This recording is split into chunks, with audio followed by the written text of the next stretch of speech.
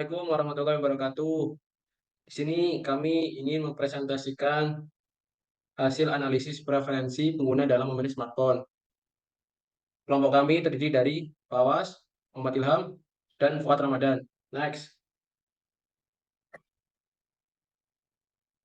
Pendahuluan. Dalam era digital ini, smartphone telah menjadi salah satu barang konsumen yang paling lengkap. Setiap tahun, berbagai merek dan model smartphone baru diperkenalkan ke pasar. Dalam konteks ini, pemahaman yang mendalam tentang preferensi pengguna dalam memilih smartphone dapat memberikan wawasan berharga bagi produsen untuk mengembangkan produk yang lebih sesuai dengan kebutuhan dan keinginan pasar. Oleh karena itu, analisis preferensi pengguna dalam memilih smartphone sangatlah penting. Tujuan proyek ini adalah untuk melakukan analisis menyeluruh tentang preferensi pengguna dalam memilih smartphone. Kami akan mengumpulkan data dari responden tentang preferensi mereka terhadap berbagai fitur smartphone, seperti harga, kualitas kamera, ukuran layar, merek, dan lain-lain. Selain itu, kami akan menerapkan konsep-konsep teori probabilitas untuk mengevaluasi seberapa besar probabilitas pengguna memilih berbagai atribut smartphone. Dengan demikian, proyek ini diharapkan dapat memberikan wawasan yang berharga bagi produsen smartphone untuk meningkatkan strategi pemasaran dan mengembangkan produk mereka. Next.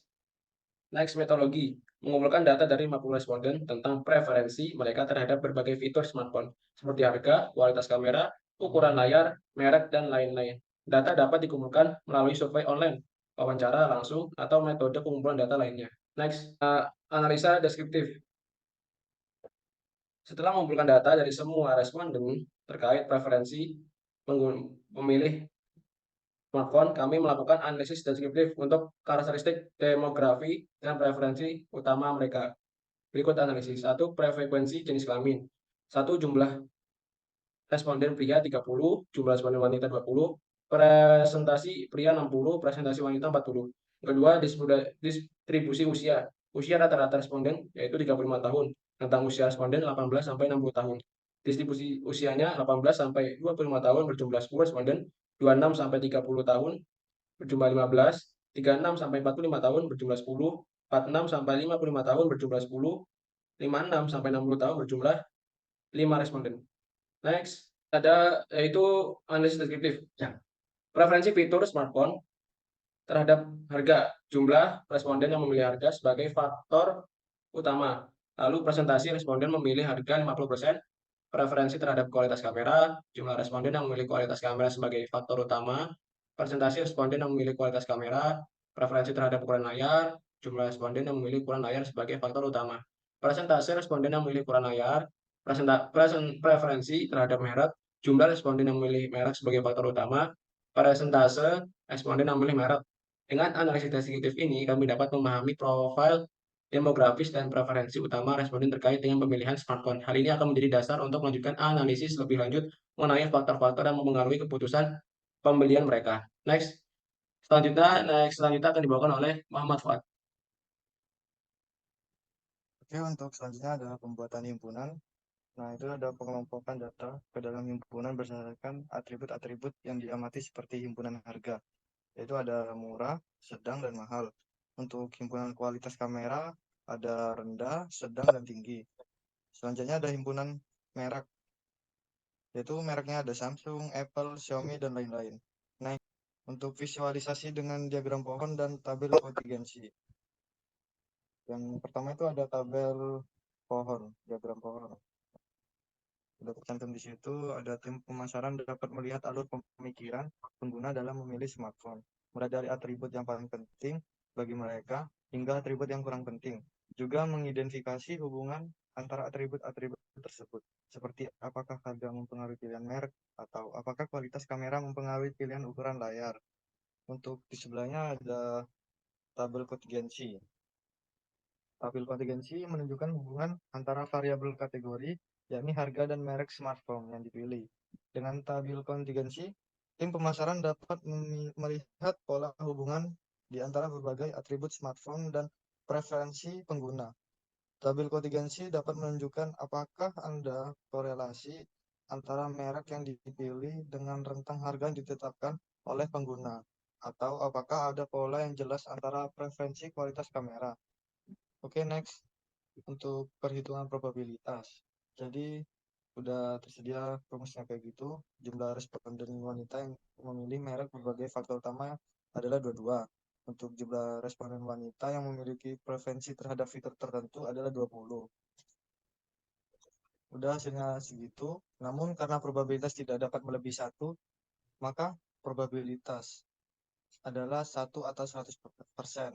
Jadi, probabilitas konsumen wanita memilih merek smartphone jika mereka memiliki preferensi terhadap fitur tertentu adalah 100%. Oke, next. Selanjutnya akan dibacakan dengan teman saya, Ilham. Selanjutnya adalah interpretasi hasil satu frekuensi jenis kelamin. Dari total responden terdapat 60% pria dan 40% wanita yang berpartisipasi dalam survei ini. Rekomendasi tim pemasaran dapat mempertimbangkan preferensi dan kebutuhan yang berbeda antara konsumen pria dan wanita, antara mengembangkan strategi pemasaran yang lebih terfokus. 2. Distribusi usia. Mayoritas responden berusia 26 sampai 30.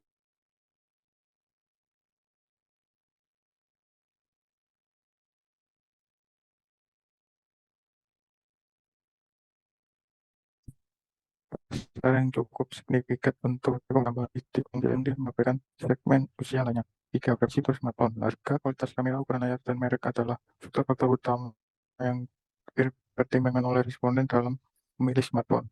Rekomendasi tim pemasaran dapat menekankan keunggulan aspek ini dan menyesuaikan pesan pemasaran untuk konsumen potensial. Kita memilih probabilitas konsumen kita memilih merek smartphone jika mereka memiliki preferensi terhadap fitur tertentu adalah 100%. Rekomendasi ini menunjukkan bahwa merek smartphone memiliki pengaruh yang kuat di antara konsumen wanita dengan potensial tertentu. Tim pemasaran dapat lebih memperkuat citra merek dan menargetkan strategi pemasaran yang khusus untuk konsumen wanita.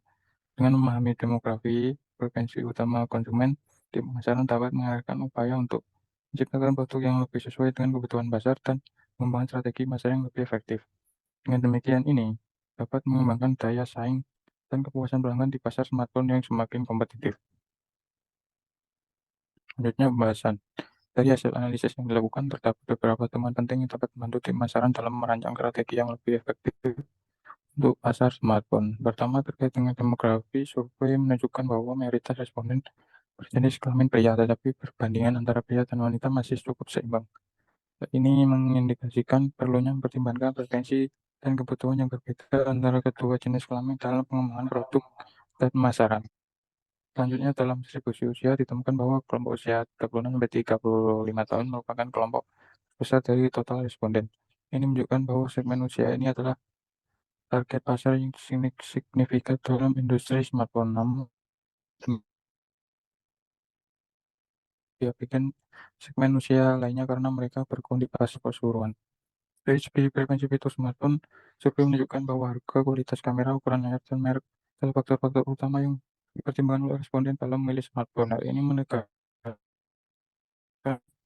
pentingnya produk yang menawarkan nilai tambah dalam aspek-aspek ini. Selain itu, tim pemasaran dapat menyesuaikan pesan pemasaran untuk menyoroti keunggulan produk dalam hal tersebut, sehingga dapat menarik minat konsumen potensial. Selain itu, melalui perhitungan probabilitas, ditemukan bahwa probabilitas konsumen wanita memilih merek smartphone jika mereka memiliki potensial terhadap fitur tertentu adalah 1%.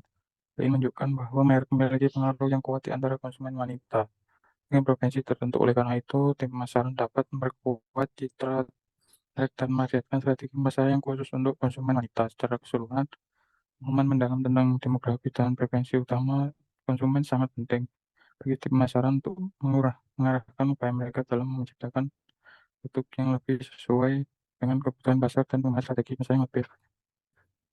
Dengan memperhatikan teman ini, diharapkan dapat meningkatkan daya saing dan kepuasan pelanggan di pasar smartphone yang semakin kompetitif. Selanjutnya, kesimpulan. Dari hasil analisis preferensi pengguna dalam memilih smartphone menunjukkan beberapa temuan yang penting. Bagi pemasaran. 1.